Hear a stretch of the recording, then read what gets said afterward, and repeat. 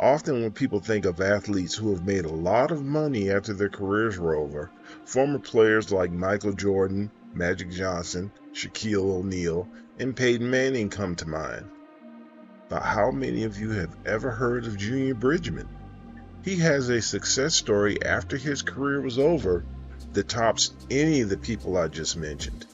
While the players previously named were superstars during their respective careers and made millions as a result, Bridgeman made less than $3 million during his 12-year NBA career. However, through hard work, dedication, and business acumen, he became a man whose net worth eventually exceeded $1 billion. Tragically, Junior Bridgeman passed away on March 11, 2025 at age 71. During his life, Bridgeman was the polar opposite of what we often see and hear about when it relates to former athletes. While the common story is that many of them wind up broke not long after their careers are over, Bridgeman was the spokesman for financial literacy. He often spoke to and mentored current and former athletes to try and help them avoid the financial pitfalls that had befallen so many people before them. Bridgeman was born in East Chicago, Indiana in 1953. While his father worked hard, family didn't have much money.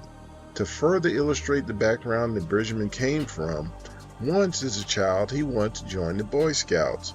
However, there was only one problem with that. His family couldn't afford the $1.25 that it would have cost him to join the group.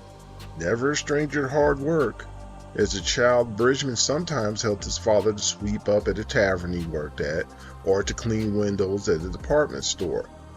Once he grew a little older and became a teenager, Bridgeman worked odd jobs. Instead of blowing the money that he made like a lot of kids would have done, he tried to make the money that he made in a week last for an entire school year. Meanwhile, Bridgeman had also become one of the best high school basketball players in the country. The University of Louisville offered him a scholarship where he became an All-American player. In fact, never wanted to let grass grow under his feet. In the summer times, when he could have been recovering from his rigorous basketball season or simply taking time off, he instead worked full 8-hour shifts at a Ford plant, at least a couple of nights a week. After his college career was over, Bridgeman was drafted number 8 overall by the Los Angeles Lakers. However, he never got to play for them as he was included in one of the biggest trades in NBA history. In what was essentially a 4-for-1 trade, Bridgeman and 3 other players were traded to the Milwaukee Bucks for Kareem Abdul-Jabbar. Bridgeman would go on to have a nice career as a sixth man, averaging 13.6 points a game over his 12-year career. He was an important part of a Milwaukee Bucks team that was one of the best in the Eastern Conference in the early 1980s.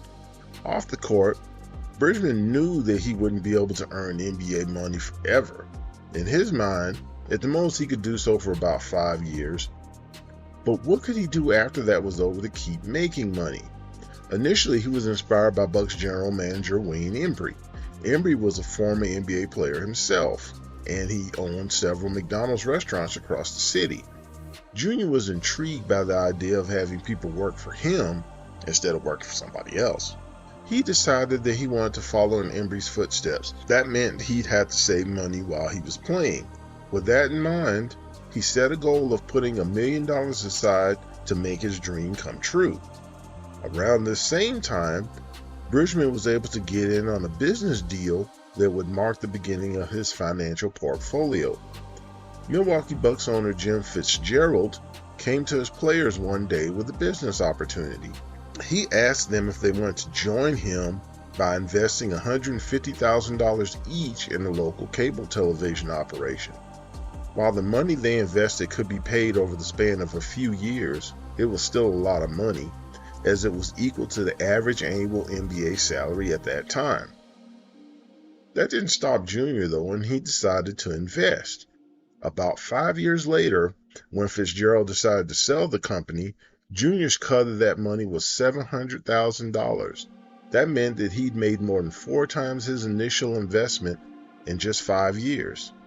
Fitzgerald also began to mentor Bridgeman, with 2 pieces of wisdom he imparted to him perhaps being the most important. First, he told him that whatever business he got into, he should learn it from A to Z. Next, he told him to ensure that he worked with people that he could trust, and that he had the right people in the right places on his staff.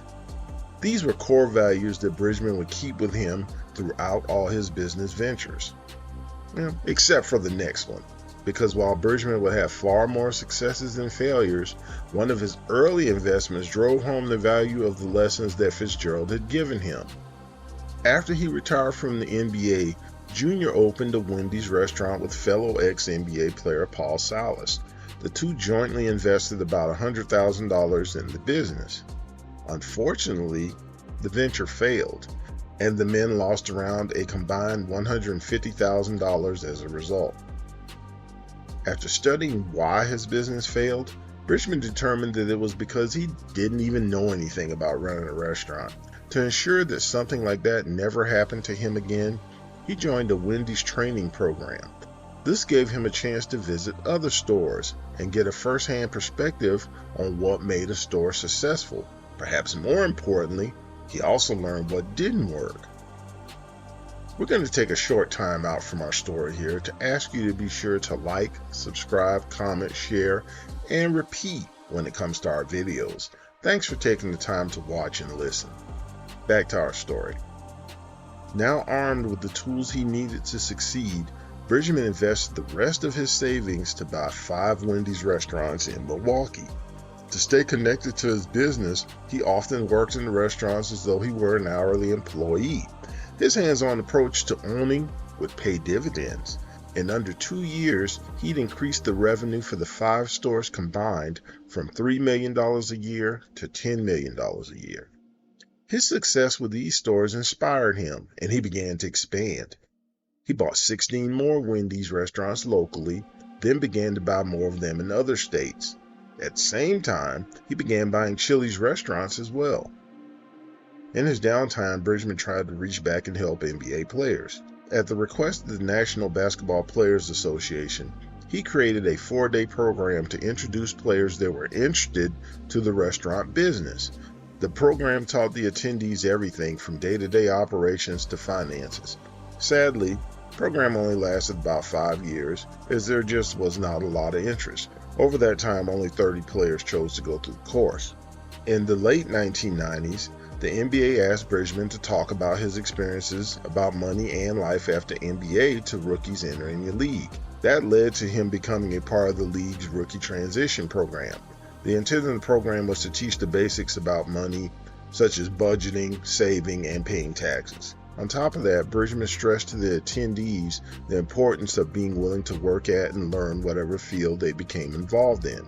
He also impressed upon them that they needed to be using the large sums of money they earned to create general wealth for their families. Bridgeman didn't just talk the talk, he practiced what he preached as well. Ultimately, his fast food empire consisted of over 450 stores across America. He was also a Coca-Cola bottling distributor and added printed media to his portfolio when he purchased both Ebony and Jet magazines. Bridgeman capped off his portfolio with what would be one of his final investments. Before we get into that, let me ask you this. How many former professional athletes get to own the team that they used to play for? Let's go even further. How many former athletes get to own the team that they used to play for and had that same franchise retire their jersey? While that list wouldn't be a very long one, Junior Bridgeman would definitely be on it. Why is that? Back in 1988, the Milwaukee Bucks retired his jersey. In 2024, Bridgeman bought a 10% stake in his old team. Currently, the Milwaukee Bucks franchise is valued at $4 billion, meaning that Bridgeman's stake is worth about $400 million. With Bridgeman's passing, he leaves behind a wife he was married to for nearly 50 years and 3 children who had various arms of his financial empire. Not bad for a guy that once didn't have enough money to join the Boy Scouts. Rest in peace, Junior. Thank you for checking out our video. We hope you'll come back and see what we have to offer with our future videos. Thanks again, and see you soon.